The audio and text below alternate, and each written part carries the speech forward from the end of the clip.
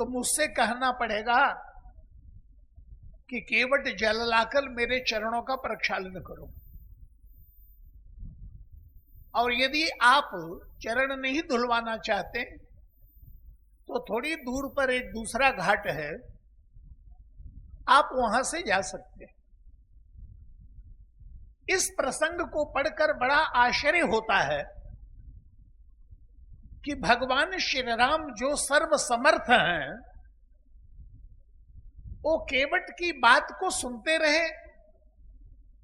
गोस्वामी तुलसीदास जी महाराज कहते हैं कि ये साधारण प्रभु नहीं है। नाम अजामिल से खलकोटि अपार नदी भव बूढ़त काढ़े, जे सुमेरे गिर मेरु शिला कण होत अजाखुर बारिद बाढ़े। तुलसी जहि के पद पंकज से प्रगटी तटनी जो हरे अग गाढ़े, ते प्रभु या सरी तातर वे कह मांगत नाव करार बैठाड़े। जो बलि की यज्ञशाला में 2 पग में ही पूरे ब्रह्मांड को नाप लेने वाला, आज गंगा की नन्ही सी धारा पार करने में असमर्थ है। तो यहां भगवान श्री राम चमत्कार नहीं दिखा रहे हैं। चमत्कार यदि प्रभु दिखाते तो रावण को मारने के लिए भी भगवान श्री राम को इतना लंबा युद्ध न लड़ना पड़ता, क्योंकि भृगुटी विलास सृष्टि लय हुई। जिसके भृगुटी के इशारे से सृष्टि बने और बिगड़े, वह परमात्मा रावण से युद्ध करने के लिए इतना विशाल सेना एकत्रित करके इतने दोनों तक संघर्ष करे है।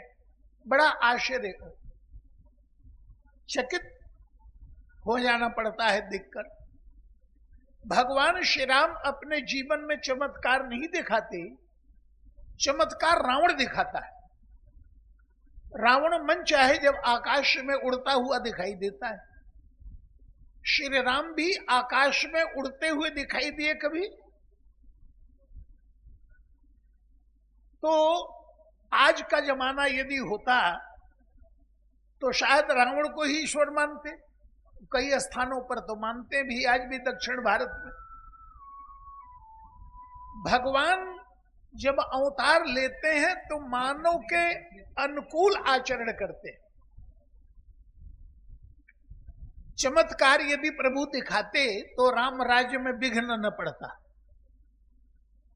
ईश्वर सत्य संकल्प है, राजा बन जाते अपने संकल्प से। पर सारे संसार को संदेश देने के लिए भगवान आए हैं, और इस चमत्कार को केवट अच्छी तरह से जानता है। जब कहता है कहे तुम्हार मर्म में जाना, तो सिद्ध होता है कि वाकई में केवट भगवान श्री राम के मर्म को जानता है। वो मर्म क्या है? केवट जानता है कि अपने जीवन में भगवान श्री राम घाट का निर्माण करने आए, एक मार्ग का निर्माण करने आए हैं। और भगवान श्री राम ये दिखाना चाहते हैं कि नदी को पार करने का तरीका है या तो सेतु का आश्रय लो या नौका का आश्रय लो। व्यक्ति चाहे तो तैर के भी पार कर सकता है,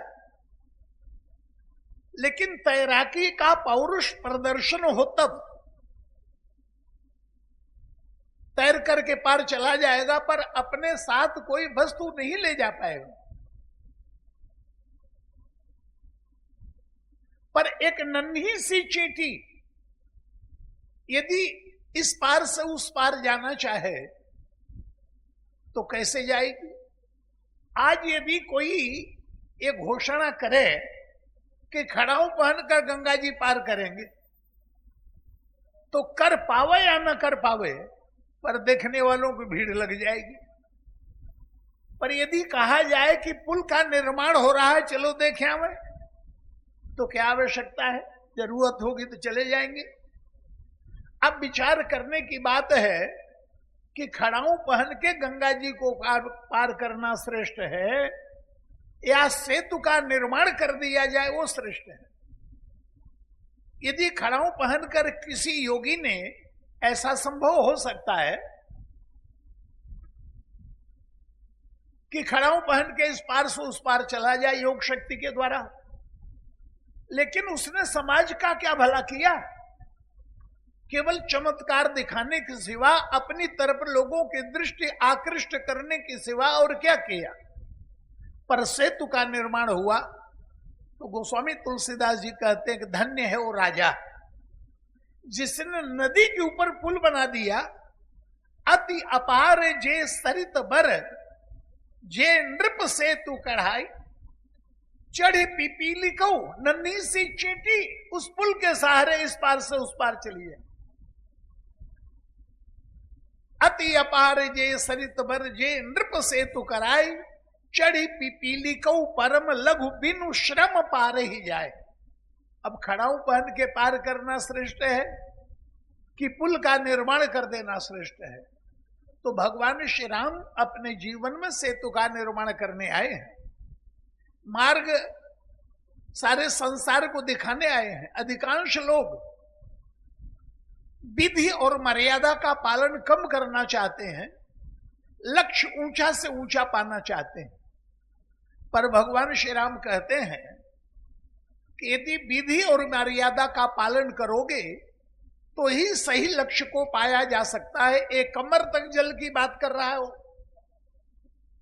भगवान श्री राम ने कहा हम इसी तरह से सूक्ष्म मार्ग का अनुसरण करते हुए कमर तक जल को मानकर यदि हम नदी में प्रवेश कर गए और जल कमर के स्थान पर सर के बराबर निकल आया तो क्या होगा? पर नौका में बैठ जाने के बाद किसी चिंता की आवश्यकता नहीं है कि कमर तक जल है कि सर के बराबर है। इसी प्रकार ये जीवन सरिता पार करना है तो ये नौका क्या है, ये केवट क्या है? बोले केवट बुध विद्या बड़ी नावा। आचार्य की परतंत्रता स्वीकार करते हुए जीवन के लक्ष्य को पाओ, अपने बड़ों के मार्गदर्शन में आगे बढ़ते चलो। अब एक प्रश्न उठा कि ये केवट भगवान श्री राम से आड़ी टेढ़ी बात क्यों कर रहा था? तो इसके कारण 8 दिनों में मैंने कई कारण बताए। तो किसी ने कहा भगवान श्री राम उदास थे। गंगा के तट पर जब आए तो भगवान श्री राम उदास थे। उदास क्यों थे? अरे बोले भाई किसी का राजपाट छिन जाए उदास नहीं होगा। अयोध्या का साम्राज्य मिलने वाला था, उसी स्थान पे वनवास आना पड़ा तो दुख तो होगा ही। पर गोस्वामी जी ने कहा ना, वनवास का किंचित भी दुख भगवान श्री राम को नहीं, बल्कि अयोध्या कांड में यदि आप रामायण का पाठ करते हैं, रामचरितमानस का, तो गोस्वामी जी जब स्तुति करते हैं भगवान की तो उनके मुखमंडल की स्तुति करते हैं कि वनवास के समय श्री राम का मुखमंडल कैसा था। लोगों की सत्ता छिन जाए तो उदासी आ जाती। पर गोस्वामी जी कहते प्रसन्नताम यान गबितेस तथान ममले वनवास दुखतः मुखाम्बुज रघुनंदनश। वनवास के समय प्रसन्नता से कमल के समान खिला हुआ मुखमंडल श्री राम का, उसकी हम वंदना करते हैं। प्रसन्नताम यान गताभिषेक तथान ममले वनवास दुखतः मुखाम्बुज श्री रघुनंद से सदा मंजुल मंगल प्रदा। और आगे कहते हैं कि राजपाट छूट गया, वन को श्री राम चले तो उनका मन कैसा था? बोले नव गयंद रघुवीर मन। जैसे कोई जंगली हाथी जंगल से पकड़कर आया है और लोग कह रहे हैं कि आवारा घूम रहा था जंगल में। हम शहर में लाकर इसको सजाएंगे, इसके माथे पर चित्रकारी करेंगे, गले में घंटी बांधेंगे, रेशमी झूल डालेंगे। सजाने वाला कह रहा है हम हाथी का सम्मान कर रहे हैं, पर हाथी के मन से पूछो, सारी सजावट कारागार के समान उसे लग रही है। संयोग से जिस जंजीर में वो हाथी बंधा हुआ था वो जंजीर ही टूट जाए और हाथी जंगल की तरफ चले तो जो मन की दशा उस हाथी की होगी, क्योंकि ये सारी सजावट वो हाथी को कारागार के समान लग रही थी। तो नव गयंद रघुवीर मन और राज अलान समान, छूटी जान बन गमन सुनी उर आनंद अधिकान। वन में तो भगवान श्री राम आए तो बड़े आनंदित हैं, तो गंगा के तट पर उदासी क्यों है? वस्तुतः हाथी तो जंगल की तरफ चला, पर पकड़ने वाले पीछे लगे हुए हैं। कर्तव्य, कर्म और मर्यादा समाप्त कहां है? क्योंकि जैसे ही भगवान श्री राम वन को चले, महाराज दशरथ ने सुमंत जी को बुलाया, बोले पुनि धरि धीर कहि नर नाहु, ले रथ संग सखा तुम जाऊ। सुठ सुकुमार कुमार दो, जनक सुता सुकुमारी, रथ चढ़ाई दिखराई बन, फिर गए दिन चार। हे सुमंत, 14 वर्ष के लिए राम को वन नहीं भेज रहा हूं, रथ लेकर जाओ, इसमें बैठा के 4 दिन वन में घुमाकर राम को वापस ले आना। और वो दृश्य आपके सामने आ चुका है कि भगवान श्री राम बरगद का दूध मंगाकर अपनी जटाओं को बनाने के लिए जब चले तो सुमंत जी ने महाराज दशरथ की जो बात थी वो रख दिया सामने।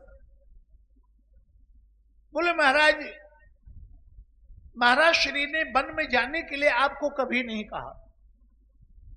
महारानी कैकेयी ने कहा था, वो तो मौन थे, बोले ही नहीं। और पिता के आज्ञाकारी हैं तो वन से लौटने वाली पिता की आज्ञा है, आप लौट चलो। पर भगवान श्री राम ने कहा कि मंत्रीवर, आप मेरे पिता तुल्य हैं, आपको मैं क्या समझाऊं। ये वन में जाने वाली आज्ञा भले ही पिताजी ने अपने मुख से न दी हो, मां के सामने मौन रह गए, तो मौन सुकृति लक्षणम, उनके मौन को सुकृति माना।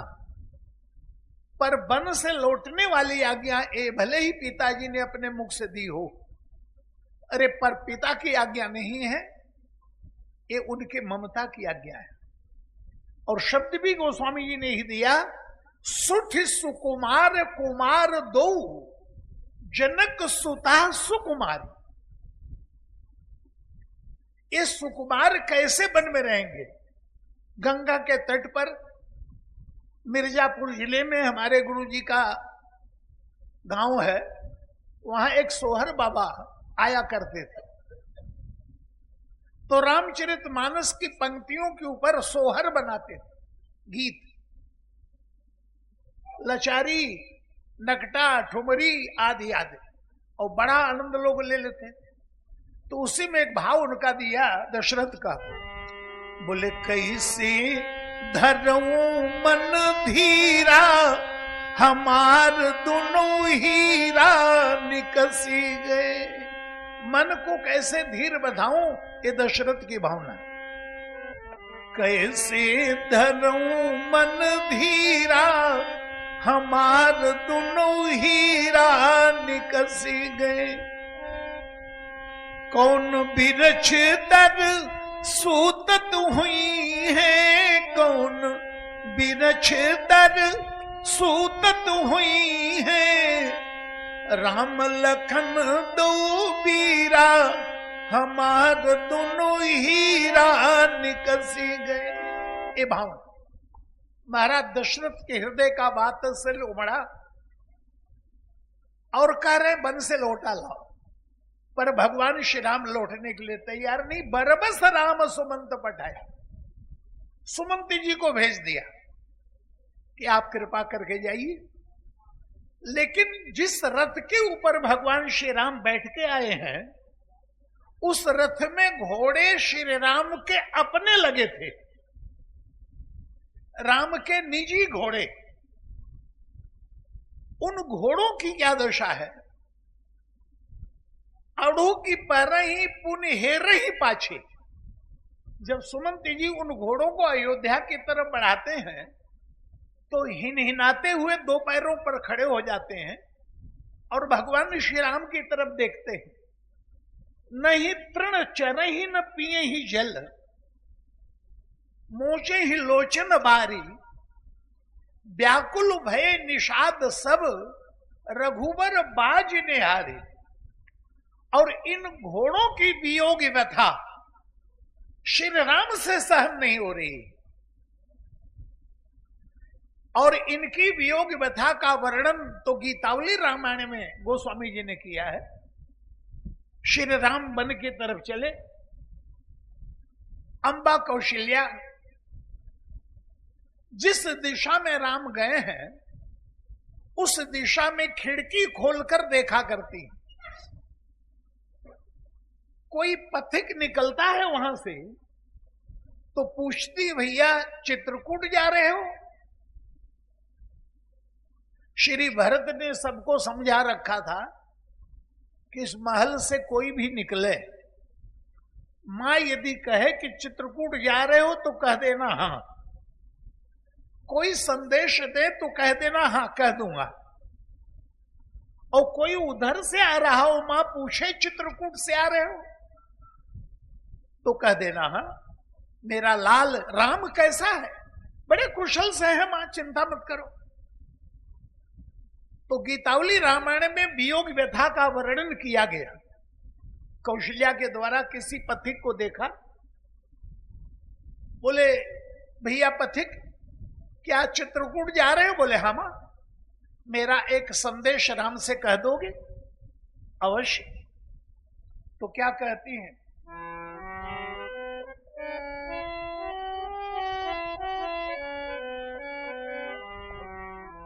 राघव एक बार फिर आओ, राघव एक बार फिर आओ।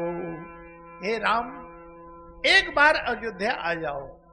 ठीक है मां, मैं कह दूंगा। मां ने स्मरण किया है, प्रभु एक बार अयोध्या हो आओ। मां ने कहा ना ना, मेरा नाम मत लेना, मुझे बुलाने का तो अधिकार ही नहीं है। यदि राम के प्रति मेरा प्रेम होता तो जिस प्रकार से महाराज श्री उनके वियोग में प्राण दे दिए, शायद मैं भी प्राण दे देती। मेरे लिए राम न लौटे तो किसके लिए लौटे? तो घोड़ों की याद दिलाती। ये बर्बाद मिलो की आपने, बहु रही बनही सिधाओ, राघव एक बार फिर आओ। अपने घोड़ों की दशा देख लो और फिर साहस हो तो लौट जाना। पर मां कहती है कह देना, एक बार घोड़ों की वियोग व्यथा यदि राम देख लेंगे तो फिर वन में जाने का साहस नहीं करेंगे। जो राम के हाथों से दूध पीते थे, राम के हाथ से चारा लेते थे, राम जिन घोड़ों की पीठ पर खरारा स्वयं अपने हाथ से करते थे, जे पय प्याई पोखी कर पंकज, जे पय प्याई पूखी कर पंकज बार बार चुचकारे, क्यों जीवई मेरे राम लाड़ ले, ते अति निपट दुखारे। पर शायद राम को मेरी बात पर भरोसा न हो कि राम यही तर्क देंगे कि मैं नहीं मानता मां की बात, क्या भरत मेरे उन घोड़ों से प्रेम नहीं करते होंगे? तो यह पथिक कह देना, भरत सौगुनी सार करत हैं। राम से सौगुना प्रेम राम के घोड़ों से भरत करते हैं। भरत सौगुनी सारे करत हैं, अति प्रिय जानि तिहारे। बोले तदपि दिन ही दिन होत झांवरे, मनहु कमल मारे। क्योंकि भरत को देखते ही घोड़ों की वियोग व्यथा और बढ़ जाती। भरत का रूप, भरत का स्वभाव, भरत का शील राम के समान। और जैसे ही भरत को देखते हैं घोड़े, तो राम की याद इतनी विकट हो जाती है कि जैसे कमल के ऊपर, कमल के बन के ऊपर तुषार पड़ गया हो, पाला पड़ गया हो और मूर्छित तो हो जाए, वही दशा इन घोड़ों की है। भरत सौगुनी सार करत हैं, अति प्रिय जानि तिहारे। तदपि दिन ही दिन होत झांवरे, मनहु कमल ही मारे। जैसे कमल पर पाला पड़ गया, तो सुनहु पथिक जो राम मिले बन। सुनहु पथिक जो राम मिले बन, कहियो मातु संदेशो। तुलसी और सब अबन सब ही थे, इनको बड़ो आदेशो। राम के वियोग में अन्य लोग जीवित रहे तो रह ले, पर मुझे तो ऐसा लगता है घोड़े राम का वियोग सहन नहीं कर पाएंगे, इसलिए राम इन घोड़ों के लिए लौट आवे। और घोड़ों की यही दशा है फेर ही तन राम, हेरी हेरी ही हिनाई। देख निषाद विषाद वस, धुन ही शीस पछताए। नहीं तृण चरे ही न पिए ही जल, मोचे ही लोचन बारी। व्याकुल भय निषाद सब, रघुवर बाजने हारी। और भगवान श्री राम चाहते हैं कि यदि यहां से दूर नौका मांगकर इस पार से उस पार चला जाऊं, तो इन घोड़ों को मैं दिखाई नहीं दूंगा, तब शायद ये अयोध्या की तरफ बढ़े। और इसलिए भगवान श्री राम गंगा के तट पर खड़े होकर मांगी नाव। और केवट ने जब भगवान की मुखाकृति देखी, तो उदासी उन घोड़ों की, तो समझ गया। बोले प्रभु चाहते हैं कि उस पार जाकर उदासी दूर हो। अरे उस पार जाके उदासी दूर हुई, घोड़ों से अलग हो गए, दिखाई देना बंद हो गया, तब उदासी दूर हुई तो क्या हुई? अभी हो इसी समय। तो केवट ने भगवान से अटपटेपन में वार्तालाप शुरू कर दिया। और आपको याद दिलाऊं, वैसे केवट भगवान का दास है, दास राज भी कहा गया है। पर इस समय दास नहीं, इस समय सख्य भाव में आ गया। और शायद मैंने आपके समक्ष चर्चा किया था, भगवान की उपासना में 5 भाव माने जाते हैं: दास्य, सख्य, वात्सल्य, शांत और मधुर। मधुर भाव का अभिप्राय है ईश्वर परम प्रीतम है, जीव आत्मा उसकी प्रिया है। इस भाव से भी भगवान की उपासना होती है। वृंदावन में बहुत से पुरुष महात्मा मधुर भाव में रहते हैं। चूड़ी पहनकर, नथ पहनकर, काजल लगाकर, मेणी संवारकर कि भगवान हमारे प्रीतम है, उनकी प्रिय है, ये मधुर भाव। वात्सल्य भाव का अभिप्राय है ईश्वर कृपा करके जीव को माता पिता बना ले या माता पिता बन जाए, ये वात्सल्य भाव। शांत भाव है ईश्वर और जीव में कोई अंतर नहीं। ईश्वर अंश, जीव अविनाशी, चेतन अमल सहज सुख राशि। और दास भाव का अभिप्राय है कि ईश्वर परम करुणामय स्वामी है, जीव आत्मा उसका दास है।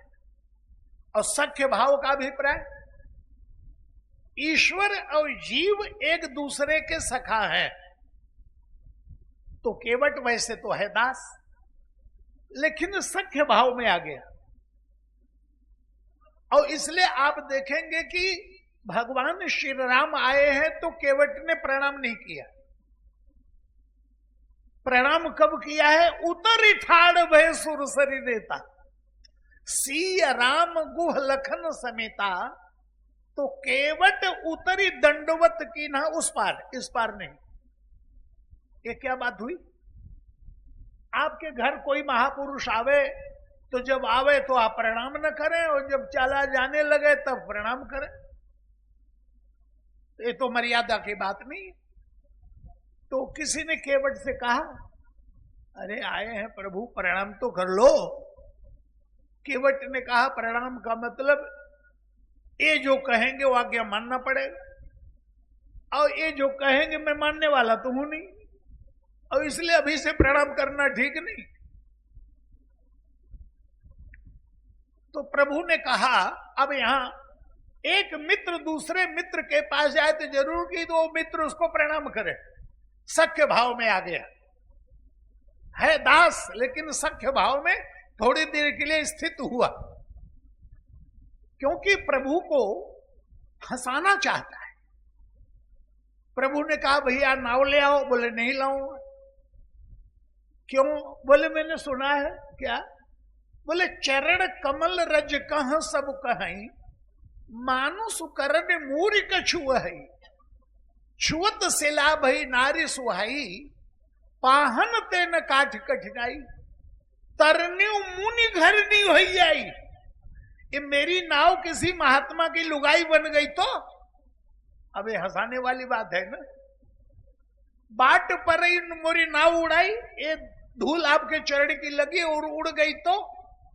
प्रभु ने इतना कहा, भाई वो शिला तो मुनि पत्नी थी इसलिए मुनि की पत्नी बनी, नौका तुम्हारी है तो तुम चिंता क्यों करते हो, मुनि की पत्नी बनेगी। तो केवट ने कहा, और समस्या? मेरी पत्नी बनेगी तो जो पहले से बैठी है उसको कैसे समझाऊंगा? घरनी घर क्यों समझाई हो चू। मानो कह रहा है कि महाराज दशरथ तीन को नहीं संभाल पाए, मैं दो को कैसे संभाल पाऊंगा। यहीं से व्यंग विनोद शुरू है। तो प्रभु ने कहा कि यदि चरण धुलवा दूं तो तब तो आपको बड़ी सुविधा दूंगा महाराज। कितनी सुविधा दोगे? बोले पद कमल धोगी चढ़ाई नाव, ननाथ उतराई चहो। उतराई नहीं लूंगा, ये पहली सुविधा। चरण धोने के बाद आपको पैदल नहीं चलने दूंगा, उठाऊंगा और नाव में बैठाऊंगा। पद कमल धोई चढ़ाई नाव, न नाथ उतराई चहो, ये सुविधा। प्रभु ने कहा कि भाई इस समय हम राजकुमार नहीं हैं, हम एक वनवासी हैं, तो पहले से निर्णय हो जाए कि क्या लोगे। वैसे कई बार आपने अनुभव किया होगा, किसी वाहन से पूछो भाई वहां तक चलने का क्या लोगे, अरे बैठिए जो इच्छा हो दे दीजिएगा। अब वहां उतर के जो इच्छा है देने लगे, तो उसने शुरू कर दिया, बोले बाबूजी क्या दे रहे हैं? ऐसा दीजिए कि आपको देने में न शर्म लगे और मुझे लेने में न शर्म लगे। तब या तो जितना मांग रहा है उतना दो या अपनी बेइज्जती कराओ। तो प्रभु ने जब कहा कि निर्णय हो जाए कि उतराई क्या लोगे, तो लगा कसम खाने। पद कमल धोई चढ़ाई नाव, ननाथ उतराई चहो, मुहि आन राउर सपथ दशरथ, बचन सब साक्षी कहो। उतराई नहीं लूंगा, आपकी कसम, आपके पिताजी की कसम। लक्ष्मण जी ने डबल सौगंध सुना। भृगुटी तनी, देखो इसकी अशिष्टता। अरे कसम खानी है अपने बाप दादों की, खा। सीधे कह रहा है तुम्हारी कसम तुम्हारे बाप की। लक्ष्मण की भृगुटी तनी हुई देखी। केवट ने कहा मार डालो मार डालो, मेरा तो सौभाग्य है। प्रभु ने पूछा भैया मरने का सौभाग्य तो नहीं होता। केवट ने कहा पर आज है। कैसे? कोई कहीं पर मृतक पाया जाए तो दो चार बातें राजतंत्र के द्वारा ये जानी जाती। मारने वाला कौन है, स्थान कौन सा है, गवाह कौन है, अपराध क्या था जो मारा गया। और आज कितनी मूल्यवान है। रघुनाथ से प्राणन को प्रिय बंधु, वही मोही बाण सो मारतु है। जगह मरता हूं कहां सुचि गंग के तीर, शरीर से प्राण सिधारत है। गवाह कौन है? समूहे किसके सो विनीत सुनो, रघुनाथ से नाथ निहारत है।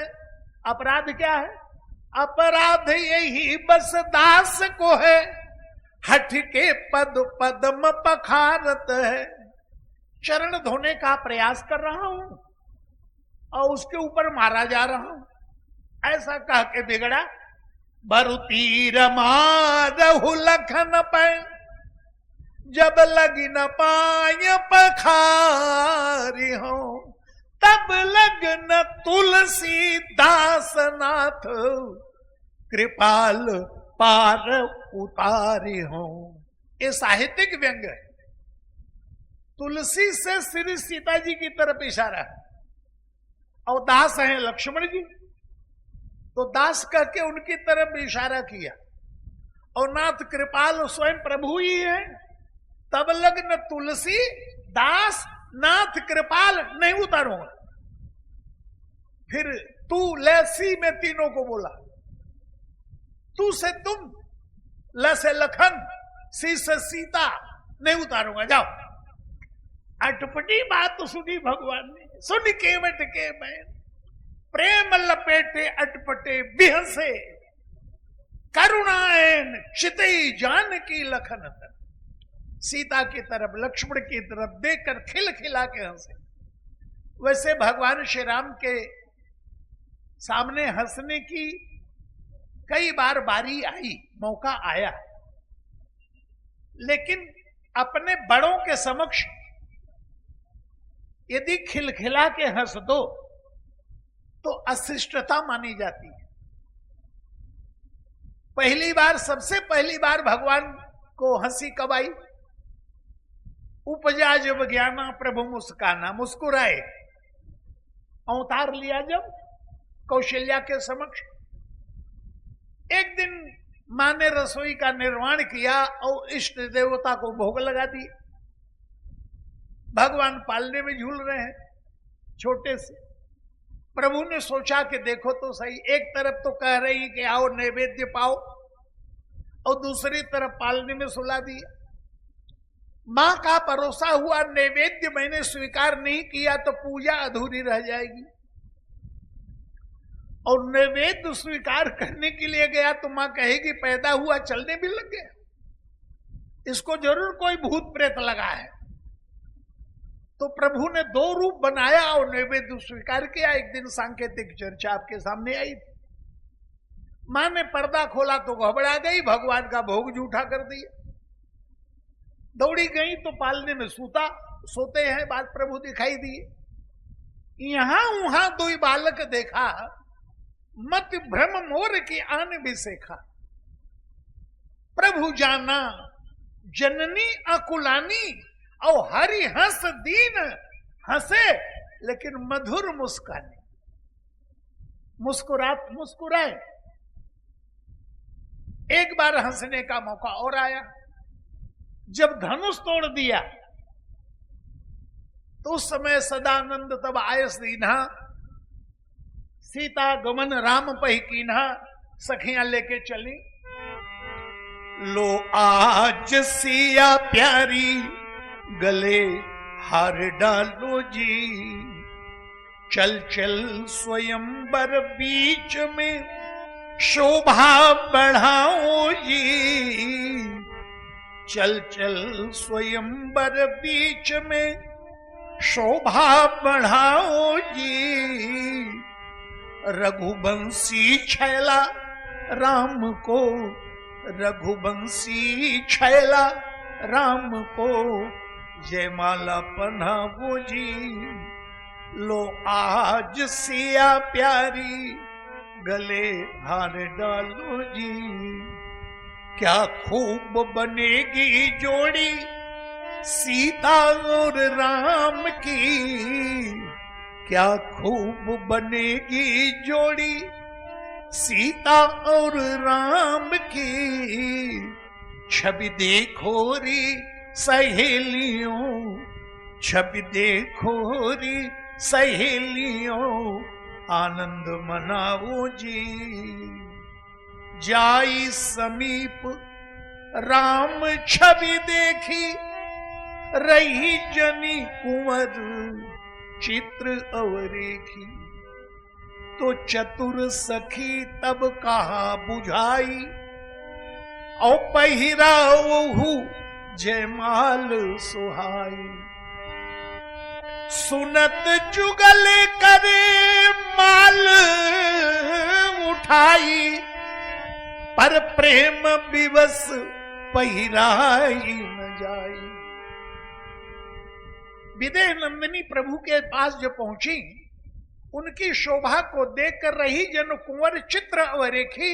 जैसे दीवाल में कोई चित्र अंकित कर दिया जाए, न हिले न डूले, वही दशा विदेह नंदिनी की हो गई। दोनों हाथ से माला उठाया तो सही, पर प्रेम के बसीभूत होकर पहनाई नहीं जा रही। तो सखियों ने कहा कुछ उपाय निकाल। तो सखियों ने गीत गाना शुरू किया। सो है गले जयमाला श्री रघुबर जी के, सो है गले जयमाला श्री रघुबर जी के। प्रभु ने कहा हमने गर्दन झुकाया नहीं, माला पहना नहीं, तो गले में शोभा कहां से हुई। प्रभु को लगा कहीं ये लोग चालाकी से माला डाल तो नहीं दी। तो माला देखने के लिए जैसे ही नीचे गर्दन की, सिय जयमाल राम उर मेली, गले में डाल दी और माला पकड़े हुए हैं, छोड़ नहीं रही। प्रभु ने कहा छोड़ दो अब तो हो गया। श्री सीता जी माला को पकड़े हुए छोड़ नहीं रही हैं। सखियों ने कहा बहुत बढ़िया आनंद है, धनुष तोड़ने में इन्हें जो तरसाई लाल, त्यों पर तरसई है सिय तुम्हें पहिरावत जयमाल। तो सखियों ने कहा अच्छा कोई बात नहीं, सखी कहीं प्रभु पद गहु सीता, माला छोड़ दो चरण छू लो। सखी कहीं प्रभु पद गहु सीता, पर सीता चरण नहीं छू रही। क्यों? करत न चरण परस अति भीता, डर के मारे चरण नहीं छू रही है। क्यों? मानो सखियों से विदेह नंदिनी ने कहा ए सखी तुम चरण छूने को कह रही हो, पर ये चरण अहिल्या वाले हैं ना, और कहीं मैं छू लिया और छू ऊपर गई तो मैं सेवा करना चाहती हूं, मैं मुक्ति नहीं चाहती, सेवा करूंगी। और भगवान ने जब ये दृश्य देखा और सीता जी का भाव देखा, तो गोस्वामी जी क्या लिखते हैं, बोले गौतम तिय गति सूरत करी, गौतम तिय गति सुरत करी, नहीं परसत पग पाणी। तो भगवान को लगा खिलखिला के हंसो, पर सामने गुरुजी थे। तो गुरुजी को जब देखा तो मन भी हंसे रघुवंश मणि, प्रीति अलौकिक जान। कैसी प्रीति है, अलौकिक, मुक्ति नहीं चाहती, सेवा चाहती है। तो बड़ों के आगे खिलखिला के हंसना अशिष्टता मानी जाती है। अच्छा, परशुराम जी जब आए थे तो खाली लक्ष्मण जी हंस रहे थे क्या? श्री राम नहीं हंस रहे थे? राम भी हंस रहे थे। परशुराम की अटपटी वाणी सुनकर लक्ष्मण जी को जब हंसते हुए देखा परशुराम ने, तो हंसत देख नख सिख रस व्यापी। नख से लेकर शिखा तक क्रोध व्याप्त हो गया पूरा शरीर में, व्यापे उकोप शरीर। भगवान श्री राम ने कहा लक्ष्मण को हंसते देखते दशा है, और कहीं मुझे हंसते देख लिया तो पता नहीं क्या होगा। तो भृगुपति बकही, जिस बातचीत में कोई तालमेल न हो उसको बकना कहते हैं। जैसे कहते हैं ना, क्या बक रहे हो, माने बकवास कर रहे हो। तो परशुराम जी की ये मर्यादाशील बात नहीं है। जनक को कहु जड़ जनक धनुष के ही तोरा, रे बाल काल बस आदि आदि। तो भृगुपति बकही कुठार उठाए, तो मन मुस्का ही राम सिर नाए। भगवान भी मन ही मन में मुस्कुरा रहे हैं ताकि मर्यादा का हनन न हो। तो हंसने का कई बार मौका मिला, लेकिन कोई न कोई मर्यादा रहती थी। पर आज गंगा के तट पर एक तरफ लक्ष्मण, दूसरी तरफ सीता, दोनों के सामने खिलखिला के हंसने में कोई मर्यादा बाधित नहीं है। इसलिए सुन केवट के बैन, प्रेम लपेटे अटपटे, बिहसे करुणा ऐन, चितई जानकी लखन। लक्ष्मण सीता की तरफ देखा कि मुझे तो आनंद आ रहा है इसकी बात में, तुम लोगों को भी आ रहा है कि नहीं? पर प्रभु ने देखा कि इन दोनों को नहीं आ रहा, तो भगवान ने केवट से कहा, इतना तो कह दिया, कृपा सिंधु बोले मुसुकाई, सोई करू जही तब नाव न जाई। अब कैसे कहे कि जल लाओ मेरा पैर धो? अरे भाई, यदि कोई बड़ा महात्मा किसी के घर पहुंचे और कह दे अरे पानी लाओ मेरा पैर धो, तो बड़ी बेतुकी सी बात लगेगी। श्रद्धा है तो स्वयं गृह स्वामी आकर चरण धोने का प्रयास करे। पर केवट वहीं से शुरू करता है, जो प्रभु पार अवश्य गाचहु, मोहि पद पदम पखारन कहु। आप कहेंगे तब आऊंगा, नहीं तो नहीं आऊंगा। पर भगवान कैसे कहें अपने मुंह से?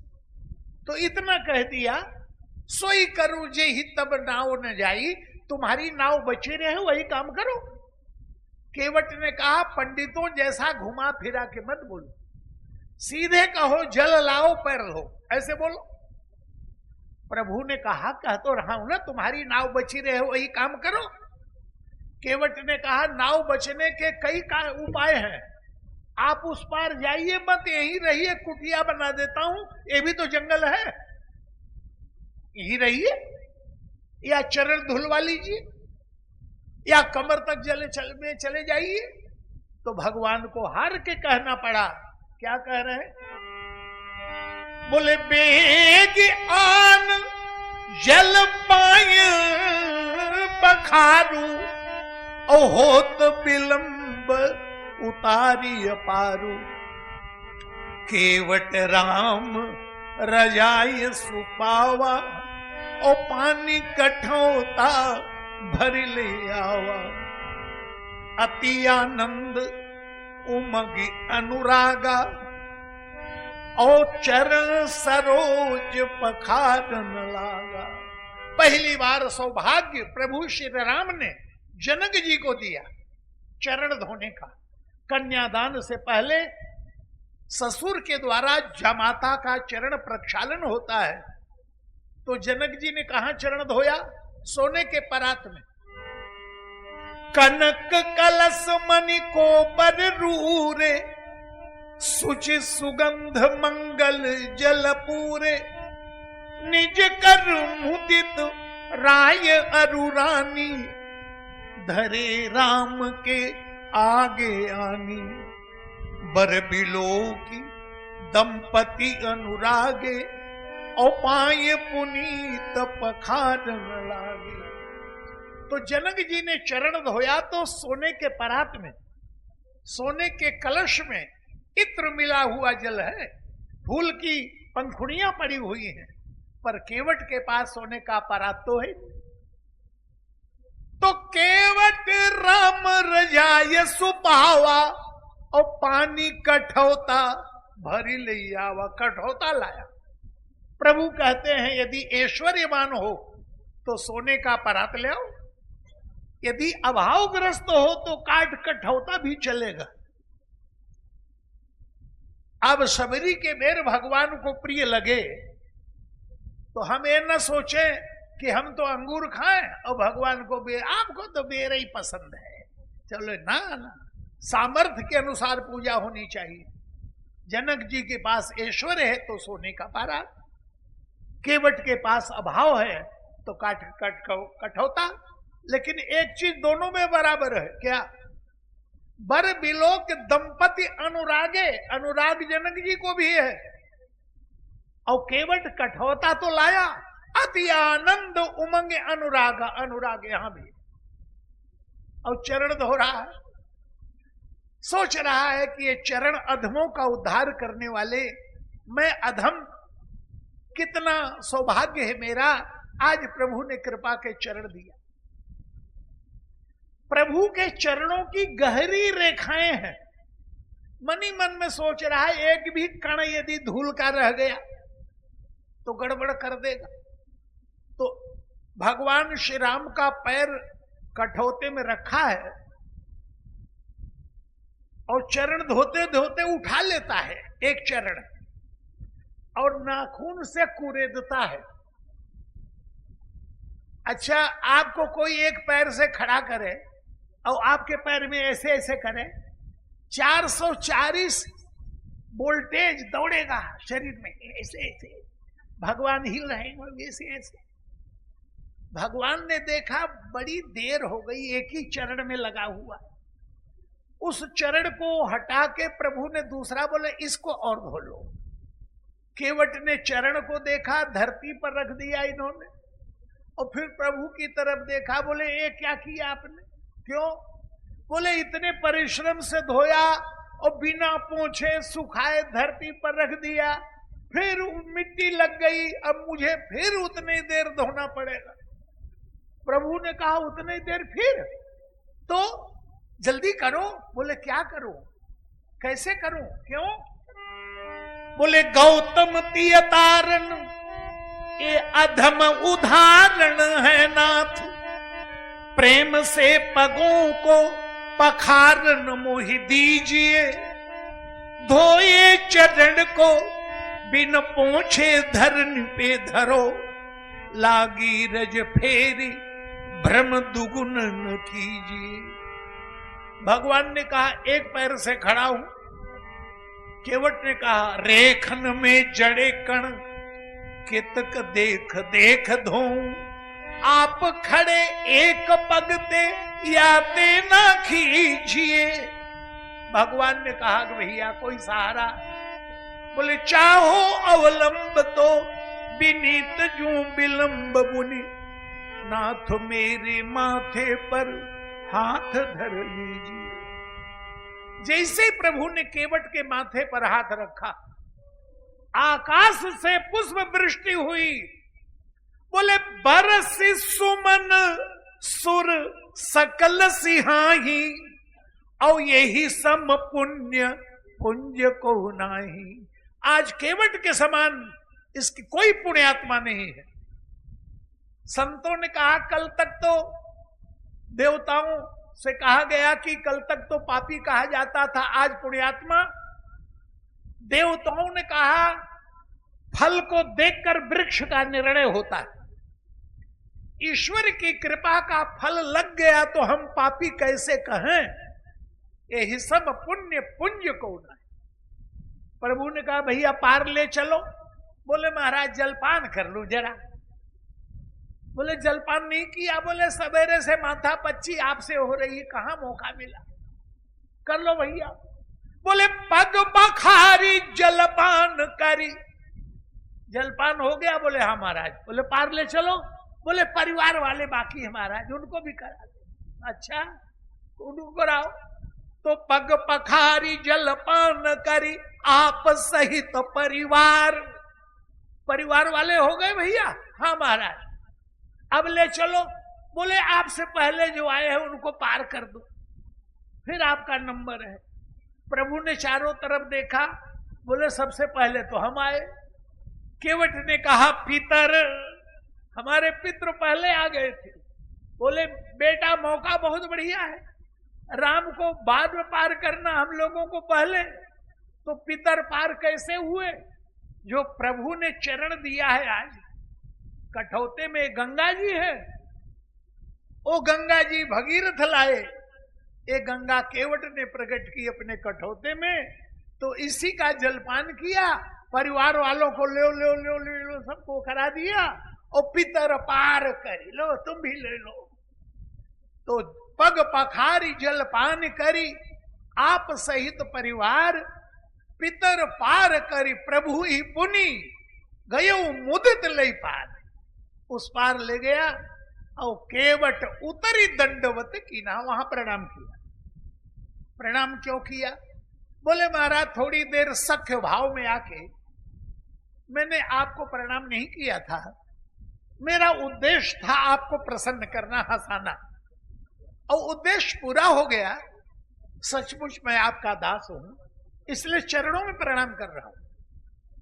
और प्रभु ने सोचा प्रणाम करने के बाद, माने सेवा करने के बाद कोई प्रणाम करे तो मानो मजूरी दो बाबूजी। तो प्रभु ही सकुच यही कछु नहीं दीना। विदेह नंदन ने जान लिया, पिय ही की सिय जाननी हरी, मणि मुदरी मन मुदित उतारी। प्रसन्नता से मुद्रिका उतार कर दे दी। कहे कृपाल ले उतराई। केवट व्याकुल होके चरणों को पकड़ लिया। केवट चरण गहे अंकुलाई, व्याकुल होके चरणों को पकड़ा। क्यों? मुदरी दे रही हैं श्री सीता जी, जो साक्षात भक्ति है।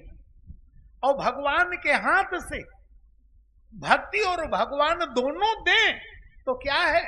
उस मुद्रिका में राम है।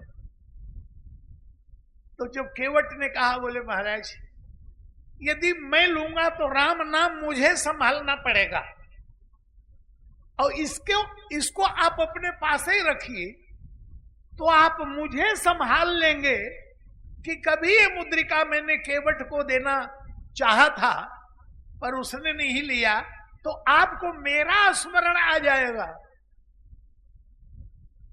जैसे दादू जी पहले भजन बहुत करते थे। राम स्नेही संप्रदाय के आचार्य श्री दादू जी महाराज, हमारे परम श्रद्धेय स्वामी ब्रह्मलीन श्री राम सुखदास जी महाराज इसी संप्रदाय से दीक्षित थे। लेकिन एक समय आया कि दादू जी के हाथ में माला वाला नहीं थी। तो किसी ने कहा कि आप तो कहते थे माला अहर्निश जपो, आपके हाथ में माला क्यों नहीं? बोले माला जपो ना। हाँ माला नहीं, उंगलियों पर जपते होंगे। बोले माला जपो न कर जपो, हाँ जीभ से। बोले जिभ्या जपो न राम। तो अब तो दूसरा ही भजन करता है। कौन? माला जपो न कर जपो, जिभ्या जपो न राम, सुमिरन मेरा हरि करे मैं पावा विश्राम। अब भगवान ही मेरे नाम का जप कर लेते। तो प्रभु आप ही मुझे संभाल लीजिएगा, मैं क्या संभालूंगा। और बहुत आग्रह किया तो केवट ने कहा फिरती बार, अभी फिरती बार मोहि जो देवा, सो प्रसाद में सिर धर लेवा, सिर पर धारे करूंगा। तो राम नाम की मुद्रिका भगवान देना चाहते हैं, केवट ने स्वीकार नहीं किया। ये राम नाम की कैसी महिमा है, इसकी चर्चा अब मैं कल प्रसंग बदलूंगा, तो उसमें राम नाम की थोड़ी सी महिमा बता के फिर आगे कथा का विस्तार होगा। अब 7:30 से कर दिया है 8:30 तक, तो 8:35 तो हो गया। अब कीर्तन कर ले जरा, फिर कल आगे विचार करेंगे। राजा राम राम राम, राजा राम राम राम, राजा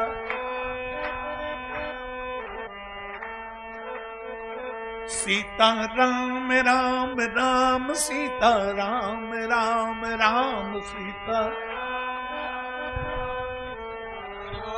राम राम, राधे श्याम श्याम श्याम, राधे श्याम श्याम श्याम, राधे श्याम श्याम श्याम, राधे श्याम श्याम श्याम, सीता राम राम राम, सीता राम राम राम, सीता राम राम राम, सीता राम राम राम, राजा राम राम राम, राजा राम राम राम, राजा राम राम राम, राजा राम राम राम, सीता राम राम राम, सीता राम राम राम, सीता राम राम राम, सीता राम राम राम। बोलो भक्त वत्सल भगवान की जय।